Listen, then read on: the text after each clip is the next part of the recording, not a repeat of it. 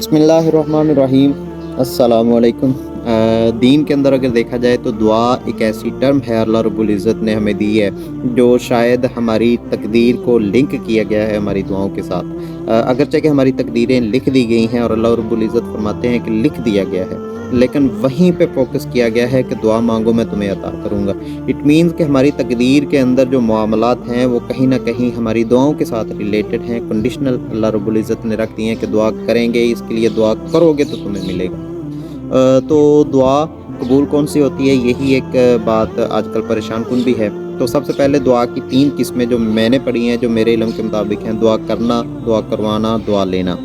पहली किस्म जो है उसके लिए कुछ कंडीशंस हैं अल्लाह रब्बुल इज़्ज़त ने रखी हैं। आपका लिबास पाक साफ़ हो, आपका खाना-पीना हलाल हो, आपका जहाँ पे बैठे हैं आप दुआ करने के लिए वो जगह पाक साफ़ हो।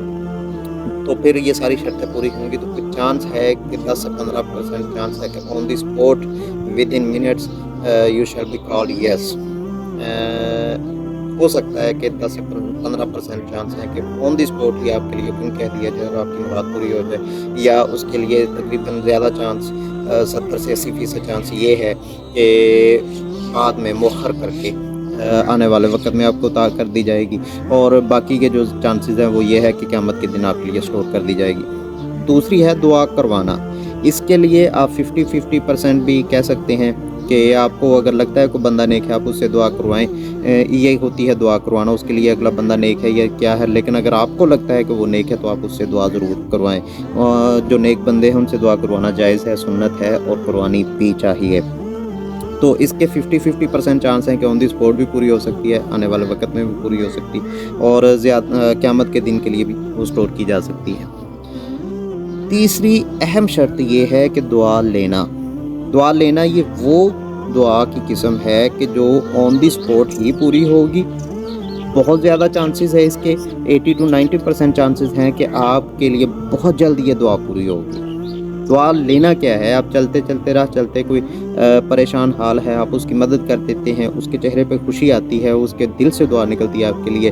आपके मोहल्ले के अंदर कोई सफ़ेद पोश है जो कहीं नहीं जा सकता, आप इस तरीके से उसकी मदद करते हैं कि उसकी मदद भी हो जाती है, उसके दिल से आपके लिए दुआ निकलती है।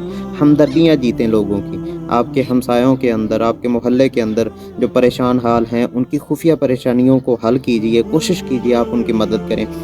जब आप उनकी इमदाद करेंगे तो उनके दिल से आपके लिए दुआ निकलेगी, और ये दुआ की वो किस्म है कि जिसके रद्द होने का कोई चांस ही नहीं है, और ये भी कोई चांस नहीं है कि ये क़यामत के दिन के लिए स्टोर की जाएंगी। ये आपकी दुनिया के लिए है, आपको दुनिया के अंदर ही मिलेगी और ऑन द स्पॉट ही कबूल होगी। तो फोकस करें, दुआ करें भी अपने लिए हर हाल में, अल्लाह रब्बुल इज़्ज़त से दुआ मांगे भी, और जो नेक लोग आपको मिलते हैं उनसे दुआ करवाएं भी, और ज़्यादा फोकस जो है वो दुआ लेने पे रखें। अल्लाह ताला हम सब का हामी और नासिर हो, और अल्लाह ताला हम सब के हाल पर रहम फरमाए। आमीन।